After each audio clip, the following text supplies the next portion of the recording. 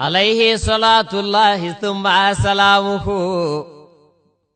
إذا مت في الفردوس نلت مقيلا حباني خير الناس برا ولا غروا ألم يك خير العالمين ولا شروا وقد جيته وهنا وشبلي وما جثى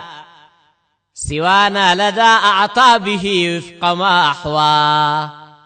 فخاطبت محبوبي وكدت لقربه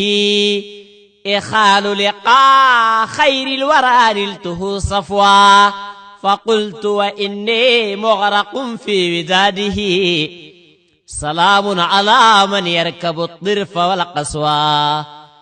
توهمت أني قد مسست محمدا وآنقني جهرا وطاب لي المصوى صلاة على خير الخلائق مصطفى البرايا الذي قد حطم الظلم والبلوى سلام عليه من خديم متيم من أقصى بلاد الغرب للمصطفى المأوى عليك صلاة الله ثم سلامه حياتي لا تأثيم فيها ولا لغوا عليك صلاة الله ثم سلامه فحبي دواما للأمين ولا لهوا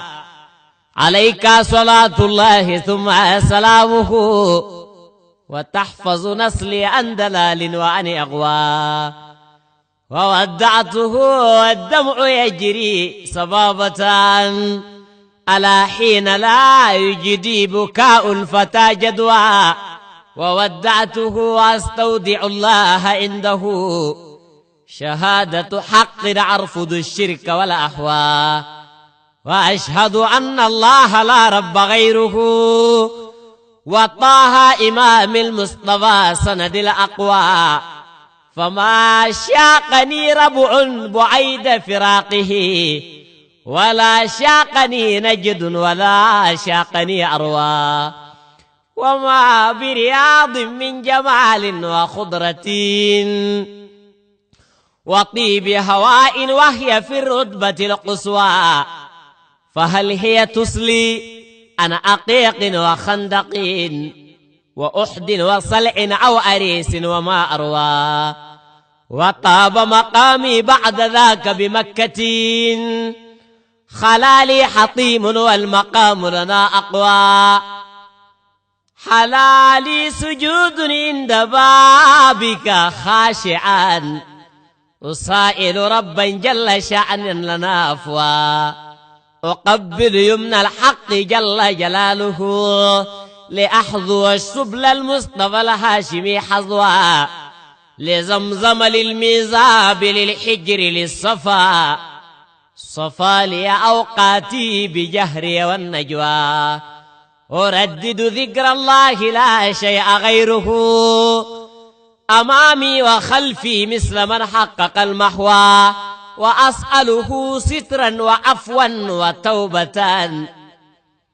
وصونا وتوفيقا وصونا عن الأسوى وأسأله سترا وعفوا وتوبة وهديا وتوفيقا وصونا عن الأسوى ونيل قبول منه والفوز والرضا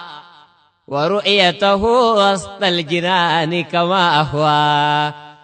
وإن الذي قد رد طه لأمه وإن الذي رد الكليم لأمه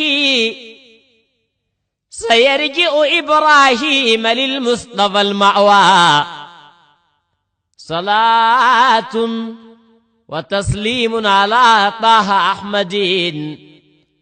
صلاة وتسليم على خير حاشمين صلاة وتسليم يفيض بها الجدوى على أحمد المختار أزكى صلاته صلاة وتسليم يفيض بها الجدوى عليهم على آل الكرام وصحبه صلاة وتسليم يطيب به المسوى عليك صلاة الله ثم سلامه على كل حال لا أزال كميلا.